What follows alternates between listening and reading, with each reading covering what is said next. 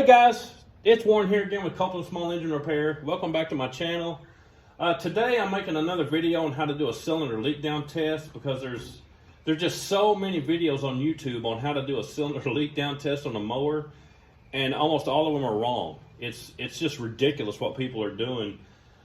So I'm going to show you the proper way to do a cylinder leak down test. The first thing you need to know is a cylinder leak down tester tests loss of air, a continuous loss of air.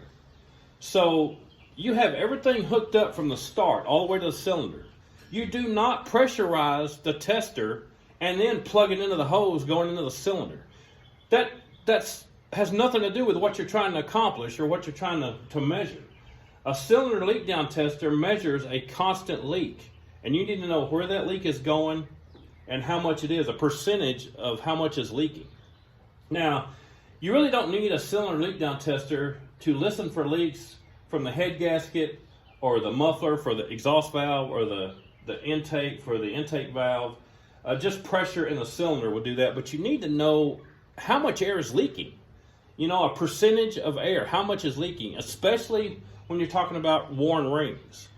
And you can't just guess at how much air is leaking past the rings. You need a cylinder leak down tester. And the best testers have two identical gauges that go from 0 to 100 psi. I know some of them have a second gauge, is the idiot gauge with the little colors on it, and it just tells you a percentage. And I think even Snap-ons looks like that. But you really just get a leak down tester that has two gauges that are identical, that go from 0 to 100 psi. And the way you do a leak down test on a push mower, you don't stick a screwdriver in the spark plug hole and feel the piston move and try to find top dead center. You don't put a balloon on this little hose right here and turn it till the balloon fills up. The quickest, easiest way to find exact top dead center is with the leak down tester. You've got the tool to do it right here.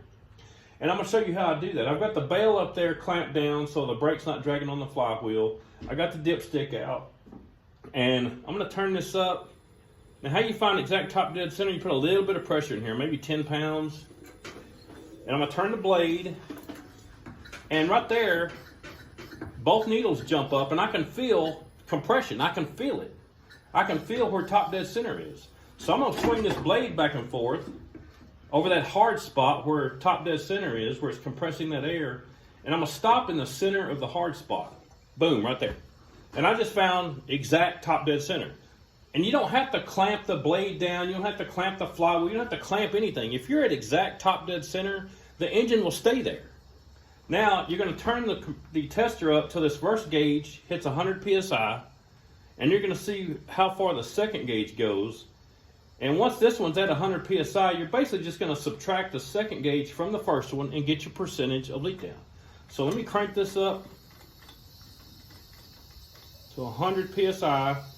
This gauge also went straight to 100 psi, so this cylinder, rings, valves, everything is in great condition.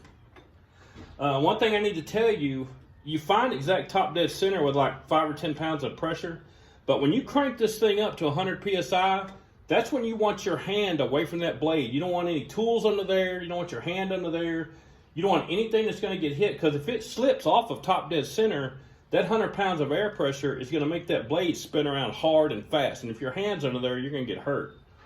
So you find top dead center with like 5 or 10 pounds of air pressure, and you can control it while you're looking for it. But once you find top dead center, before you crank this thing up, get your hands away from that blade. I'm going to show you how fast. I'm going to turn it away from top dead center. And I'm going to do it again. I'm going to put me a little bit of air pressure in there. Turn the blade. There's top dead center. I just passed it. There's the hard spot. I'm going to move it back and forth and stop in the center, then I'm done. That's exact top dead center. I'm going to turn this up. 100 psi. This one is too. Cylinder's in great shape. I'm done.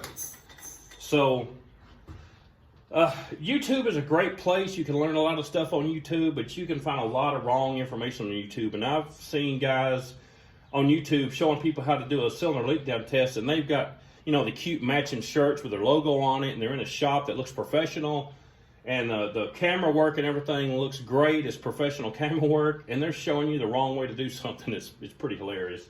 Anyway, that's all I got for you today. I gotta fix some of this junk and get the hell out of here. Catch me later.